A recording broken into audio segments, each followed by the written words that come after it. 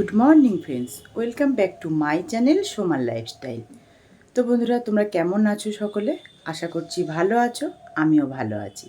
তো দেখো, এখন বাজে ঘড়িতে 6:30, আর এখন থেকেই আমি আমার নতুন ব্লগটা শুরু করছি। তো আজকে থেকে না আমি ভাবছি একটু ব্যায়াম করব, কেননা প্রায় 1 মাস হতে চললো এই বৃষ্টির কারণে না আমি মাঠে যেতে পারছি, না আমার হাঁটা হচ্ছে, আর না আমার ব্যায়াম হচ্ছে। তো কদিন ধরে না আমার ঘাড়টা যেন একটু ব্যথা ব্যথা করছে, তাই ভাবলাম আজকে থেকে অন্তত আধ ঘন্টা একটু ব্যায়াম করার পর তারপরে আমি যা কাজ করব। তো চলো আমি একটু ছাদে যাব, এই ঘরের মধ্যে প্রচণ্ড গরম, তো ব্যায়াম করা যায় না। তো যাই ছাদে গিয়ে অন্তত আধ ঘন্টা ব্যায়াম করে আসি। তো চলো।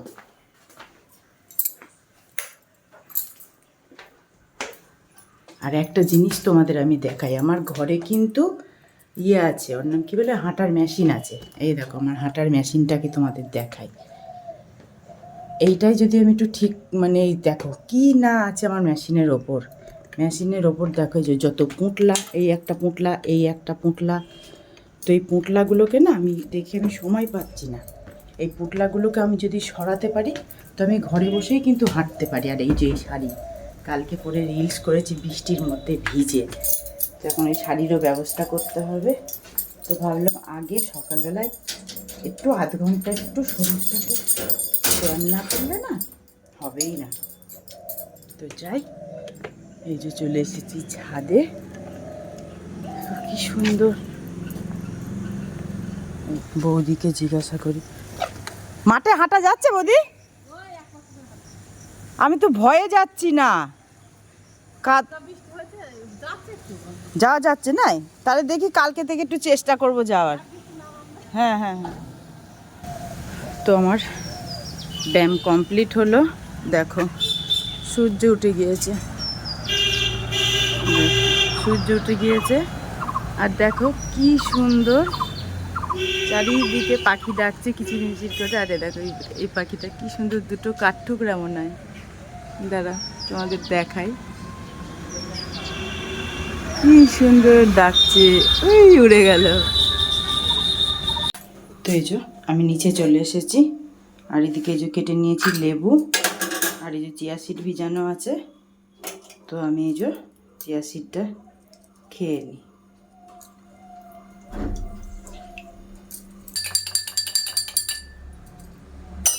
তো এই যে আমি এবারে খেয়ে নিই চিয়া সিডটা।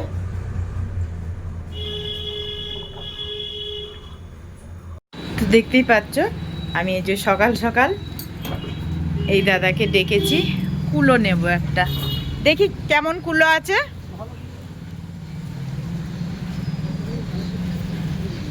কত করে কুলোগুলো?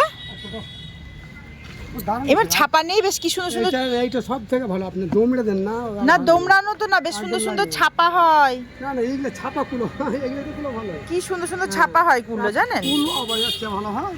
এই একটাই আছে নাকি? হ্যাঁ ভালো। কত? 110 টাকা দেন তাহলে। আর কি দেবো? ভালো হবে তো? হ্যাঁ ভালো, নিশ্চিন্তে দিবে, বহুত ভালো হবে। এগুলো ভালো কুলো আসবে, কোম্পানি ভালো, নিশ্চিন্তে ব্যবহার করবে, দেখতে হবে না ভিতরে। আপাতত কুলোই থাক। হ্যাঁ না অনেক সবজিওয়ালা এসছে, এদিকে কাস্টমারও চলে এসছে। দেখি কি আছে। কাঁচা লঙ্কা আছে, একটু লাল লাল দেখে দেবেন কটা বেচে। নেই না আজকে লাল, তাহলে অল্প করে দেন। হ্যাঁ লাল যে কটা আছে দেন, আর অল্প করে দেন। কি আছে? হ্যাঁ বরবটি আছে, নিলে নিয়ে নাও। বরবটি কত করে? তাহলে আমি তো বরবটি আমিও নিই। 320 বলছে।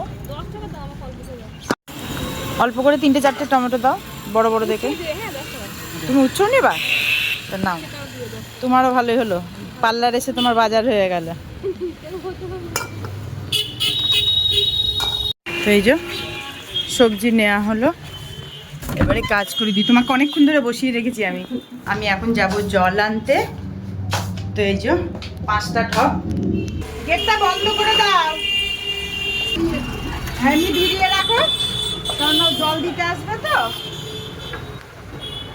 আর কাস্টমার আসলে একটু বসতে বলো। তো যাই, এই যে জলের ঢপ দিতে যাচ্ছি, জলের ঢপটা দিয়ে আসি। একটা হাতে একটা কাকে, এই দুটো দিয়ে আসবো। আর ওই দাদাটা এসে বাদ বাকিগুলো নিয়ে যাবে। আর যাবো একটু দেখি, পাড়ার একটু দোকানে যেতে হবে, সোয়াবিন আনতে হবে। আজকে দুটো মাছালাকেই ফোন করলাম, একটা মাছালাও আসবে না। তো ভাবলাম তাহলে একটু আজকে সোয়াবিন করি, তো ঘরে সোয়াবিনও নেই, তো একটু একবারে সোয়াবিন নিয়ে চলে আসবো। তো এই যে চলে এসেছি জলের দোকানে। হ্যাঁ ভালো আছি।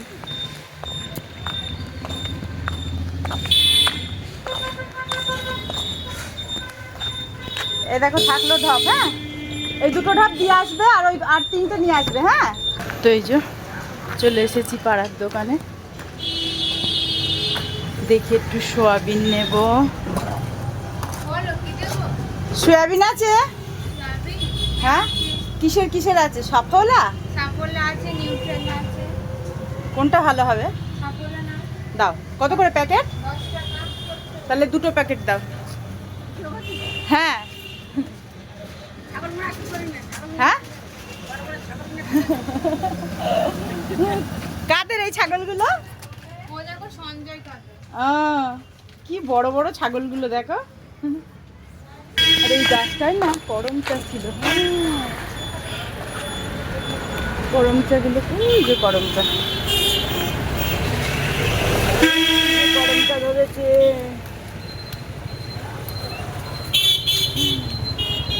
এই দেখো করম চা। তো যাই বাড়ি। তো বন্ধুরা দেখতেই পাচ্ছ, এই যে চলে এসেছি রান্নাঘরে। তো এই যে একটা হয়ে গেছে সোয়াবিন দিয়ে আলু দিয়ে একটু মাখা মাখা তরকারি হয়েছে একটা। আমি তো আলু খাই না, কিন্তু একটু সোয়াবিনের মধ্যে আলু না দিলে তো ভালো লাগবে না। আর এই যে আজকে এই তেলটা না অনেক দিন হয়ে গিয়েছে, অলিভ অয়েলটা আনা হয়েছে কিন্তু খাওয়া আর হয় না। তো আজকে এই অলিভ অয়েল দিয়েই রান্নাটা করব, এই চাল কুমড়োটা করবো। তো এই যে আমি মুগ ডাল ভেজে ধুয়ে নিয়েছি, আজকে একটু নিরামিষ করব মুগ ডালটা দিয়ে, গোটা জিরে দিয়ে। আর নামানোর আগে একটু ঘি দিয়ে দেব। মাছালা তো আজকে আসলো না, তো ভালোই হয়েছে। সয়াবিনটাও বেশ সুন্দর মাখা মাখা হয়েছে। আর এই চাল কুমড়োটা এই হোক আজকে, সেই জন্য চাপিয়ে দিয়েছি।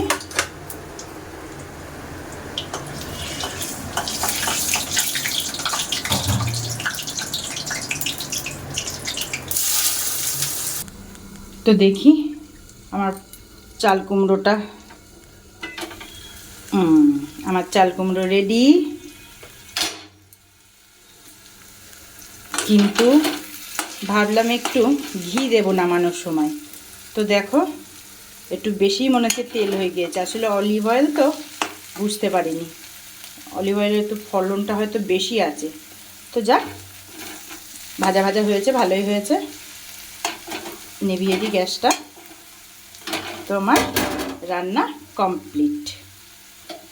তো বন্ধুরা দেখতেই পাচ্ছ, এই যে আমি ভাত বেড়ে নিয়েছি ব্রাউন রাইস। আমি তো ব্রাউন রাইস খাই, তোমরা জানো হয়তো, অনেকেই জানো আবার অনেকেই জানো না।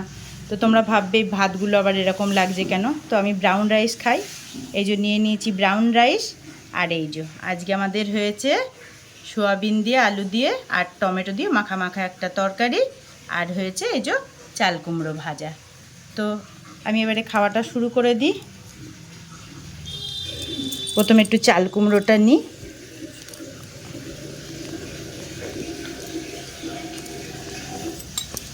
আর একটু নিই। আমার মা আবার সবজি একদমই খাবে না, যা যেটুকু সবজি করব সেইটুকু সবজি আমাকে পুরোটাই আমাকে খেতে হয়। তো এই যে আমি খাওয়া শুরু করে দিই। মিতার বাড়ির নোংরা কোথায় নিয়ে যাচ্ছ?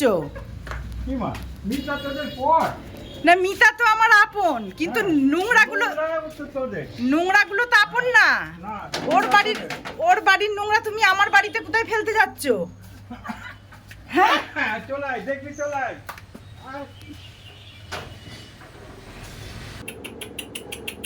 দিবা না আপা? দিবা না আপা? আপা দিবা না? হ্যাঁ আপা দিবা না? দিবা না আপা? আমার একটু বন্ধুদের দেখিয়ে দাও তুমি কেমন করে আমাকে আপা দাও, দেখো এরকম করে।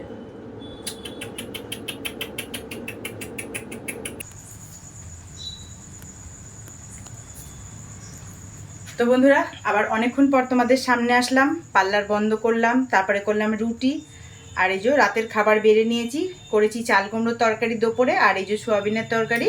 তো রাতে আজকে আমি এটাই খাবো। তো আজকে আমি ব্লগটা এখানেই শেষ করছি।